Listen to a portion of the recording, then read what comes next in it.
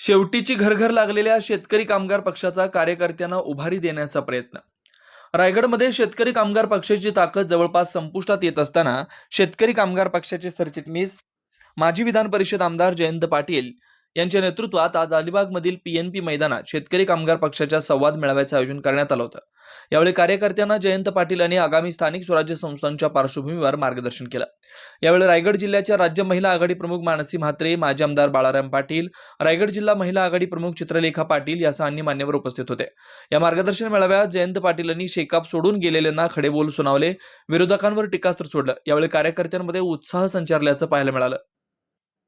कार्यकर्त्यांमध्ये जान फुंकण्याचं काम पुन्हा एकदा केलं जाते. आगामी स्थानिक स्वराज्य संस्थांना याचा कसा फायदा होईल? कार्यकर्त्यात ऊर्जा आलेला. मला स्थानिक स्वराज्य संस्थांपेक्षा पक्ष संघटना मजबूत, नवीन तरुणांना जो विचार या जिल्ह्यामध्ये 75 वर्ष आणि 75 वर्षापूर्वी माझ्या आजोबांनी या जिल्ह्यामध्ये जो शेतकऱ्यांसाठी कुळ कायदा अंमलबजावणी करण्यासाठी जो लढा दिला त्याची आठवण प्रत्येक शेतकरी कामगार पक्षात तरुण कार्यकर्त्यांनी ठेवली पाहिजे, ही खरी माझी मनीषा आहे. निवडणुका येतील, सत्ता अनेक वेळा आम्ही गेल्या, परंतु तरुणांना या ठिकाणी शिकवण्याची वेळ आहे.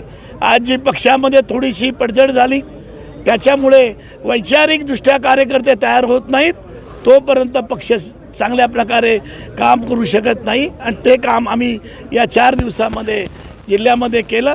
सगळ्या तालुक्यात गेलो, सर्व पूर्ण टीम घेऊन लहान मोठ करून आम्ही 60-70 कार्यकर्ते जिल्ह्यामध्ये फिरलो. तुम्ही काही ठिकाणी आम्हाला भेटलात सुद्धा पत्रकार म्हणून. मला वाटतं की असं काम केलं. आमची पक्ष केडर पार्टी आहे आमची, आणि त्या दृष्टिकोनातून ती पुन्हा घडली पाहिजे, वाढली पाहिजे, याच्यासाठी आमचा प्रयत्न आहे. भाई, विधानसभेच्या निवडणुकीला आपण महाविकास आघाडीसोबत होतात, मात्र पाहिलं गेलं तर 3 जागी महाविकास आघाडीचेच उमेदवार उभं करण्यात आले. आता जिल्हा परिषदेच्या निवडणुका आहेत, काय शेका पक्षाची भूमिका असणार आहे? आम्ही महाविकास आघाडीबरोबरच आहोत. त्याच्यामध्ये सुधारणा होईल अशी माझी अपेक्षा आहे. इंडिया आघाडीचे नेते माननीय शरद पवार साहेब यांच्याबरोबर आमची चर्चा झाली आणि याच्यावर चर्चा सुरू आहे. मला वाटतं याच्यामध्ये सुधारणा होईल. त्याची काय परिस्थिती झाली कळलेलं आहे आणि त्याच्यामध्ये काही प्रश्न नाही. पण निवडणुका कधी होतील हे आम्हाला माहिती नाही. निवडणुका होतील की नाही हे पण माहिती नाही.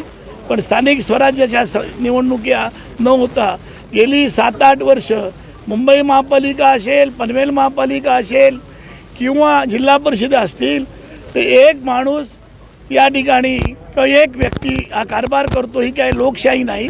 लोकशाहीची थट्टा आणि शोकांतिका आहे असं मला वाटतं. विधान परिषदेचे जी निवडणूक होती, विधानसभेची जी निवडणूक होती, त्या निवडणुकीमध्ये विरोधी पक्ष नेत्यांनी तुमची माफी मागितली असं म्हटलं. आपण काय नेमकं आहे?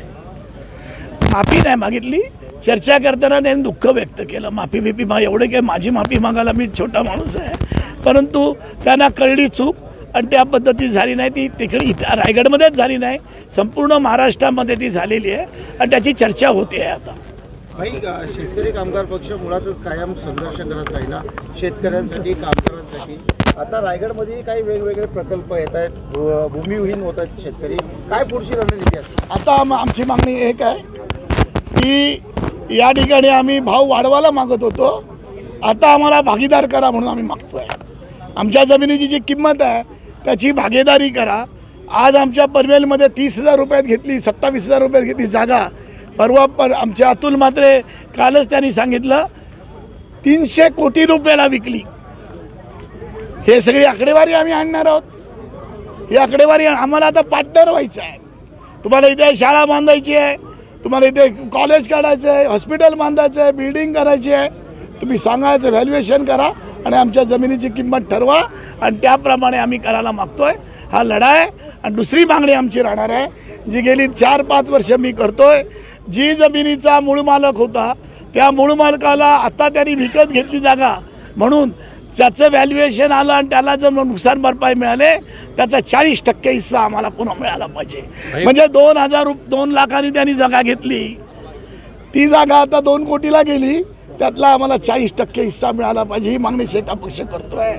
मला वाटतं की पण आजची ही बैठक नाही आहे. तुम्ही प्रश्न विचारलात, मी उत्तर दिलेलं आहे. याचं व्यापक मी तुम्हाला उत्तर देईन आणि कशासाठी याची आकडेवारी घेऊन सांगेन. आज आम्ही कार्यकर्त्यांबरोबर संवाद साधायला आलो. तो संवाद करून त्यांचं मत घेणार आहोत. 8-10 दिवसात पक्ष संघटनेमध्ये बदल कसा करायचे हे या संवाद यात्रेमध्ये आम्ही सांगत आलो. ती चर्चा करतील आणि त्याप्रमाणे आम्ही त्याची अंमलबजावणी करेल. तुम्हाला वेगळं चित्र दिसेल. शेका पक्ष हा वेगळा आहे. शेका पक्षाने या जिल्ह्यामध्ये जे काम केलं, आज गरीब माणूस हजारो लोक 2 दिवसात सांगून इथे आमच्याकडे येतात. मी अत्यंत आनंदी आहे. मी आत्ता मला बोलता पण येत नाही, एवढं मी भाषणं केलीत, मी बोललो या 4-5 दिवसामध्ये. मला वाटतं तुम्ही पण चांगलं सहकार्य केलं. असं सहकार्य ठेवा, काही काळजी नका. तुम्हाला पण असं च्या माध्यमातून महिलांना देखील संघटित करण्याचं काम होतं आहे आणि भविष्याच्या काळामध्ये शेका पक्ष संघटना मजबूतीसाठी 50% महिलांना संधी दिली जाणार आहे, पदं दिली जाणार आहेत. कशा पद्धतीने पक्ष वाढेल? खरं संघर्षाची पार्श्वभूमी असलेला शेतकरी कामगार पक्ष या जिल्ह्यामध्ये नाही तर संपूर्ण महाराष्ट्रात काट टाकतोय. आमच्या नेतृत्वाने आता ठरवलेलं आहे की पक्ष संघटन हे संवादातून व्हायला पाहिजे. ज्या पद्धतीनं महाराष्ट्रामध्ये अनेक विकासाचे मुद्दे या रायगडसाठी येऊन ठेपलेले आहेत, त्याच्यामध्ये महिलांची एक निर्णायक भूमिका असणार आहे. आणि शेका पक्षाच्या पुरोगामी विचारातून इथली महिला कार्यकर्ती आता संघटनेमध्ये ॲक्टिव्ह होणार आहे. आणि त्याच्याकरताच या संवाद मेळाव्यातून मी अनेक ठिकाणी आमच्या महिला भगिनींना या संघटनामध्ये येऊन आपली पक्षाची ताकद वाढवा असं आवाहन मी त्यानिमित्तानं केलेलं आहे. सुरक्षिततेचा पण मुद्दा जो आहे त्याच्यावर आपण लक्ष देणार आहे, कारण की आज महिला सुरक्षित नाही आहेत. खरं तर या समाजामध्ये सगळ्यात जास्त प्रश्न कोणाचे असतील तर ते महिलांचे आहेत. महिला सुरक्षितता हा एकच प्रश्न नाही, बेरोजगारीचा प्रश्न आहे. सर्वसामान्य स्त्रीला तिचं घर कसं चालवायचं हा प्रश्न आहे, ज्याच्यामध्ये सर्व समावेशकता आहे.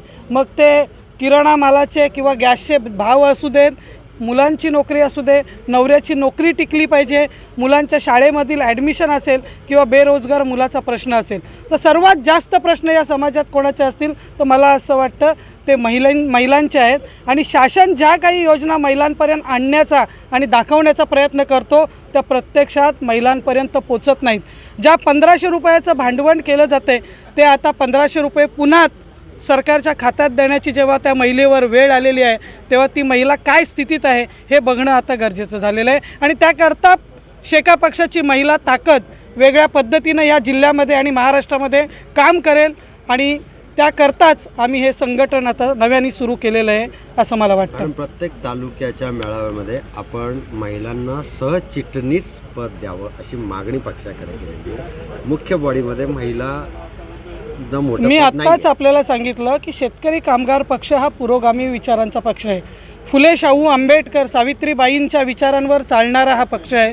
आणि अशा वेळेला जर पक्षामध्ये महिलांची जर सक्षम ताकद निर्माण व्हायला मागते, पक्ष संघटनांमध्ये महिला आपसुकच आणि स्वतःहून जर पक्षामध्ये येत असतील तर ती माझी मागणी मला वाटतं रास्त आहे की चिटणीस मंडळातून जे काही निर्णय पक्षाच्या हिताचे होतात आणि समाजाच्या हिताचे होतात त्यामध्ये जर महिलांचे काही विचार पक्ष संघटनांनी जर स्वीकारले तर निश्चितपणे पक्षाला ती ताकदच मिळणार आहे असं मला वाटतं. आणि प्रतिसाद मिळालेला आहे. एकीकडे तिन्ही पिढ्या एकत्र येताना दिसतात, परंतु अजूनही काय वेगळं करायला पाहिजे, म्हणजे युथ तुम्ही निवडणूक लढवली आहात आणि त्यामुळे तुम्हाला मतदारांची नाडी कळली आहे, तर अजूनही शेका पक्षाला काट टाकताना जी नवीन पिढी आहे तिथपर्यंत पोहोचण्यासाठी शेका पक्ष कशा पद्धतीने जाईल आणि काय रचना असेल? मला असं वाटतं शेतकरी कामगार पक्षाने कायमच खूप काम केलं आहे तळागाळातल्या लोकांपर्यंत, पण कधीकधी आम्ही संवाद साधण्यात कमी पडतो आणि प्रसिद्धीपासून आम्ही दूर राहतो. आज तुम्हा सगळ्यांना आमंत्रित करण्याचं कारण पण ते आहे, तुम्ही माध्यमात आमचे लोकांपर्यंत पोचायचा, कारण की जे आम्ही प्रश्न मांडतो आहे हे अतिशय जिव्हाळ्याचे आहेत, युवकांच्या जिव्हाळ्याचे आहेत. कारण की सगळ्यात मोठा प्रश्न आम्ही मांडतो आहे तो भूमिपुत्रांच्या रोजगाराचा, जमिनीला रास्त भाव मिळण्याचा. तर हे अतिशय लोकांच्या जिव्हाळ्याचे प्रश्न आहेत.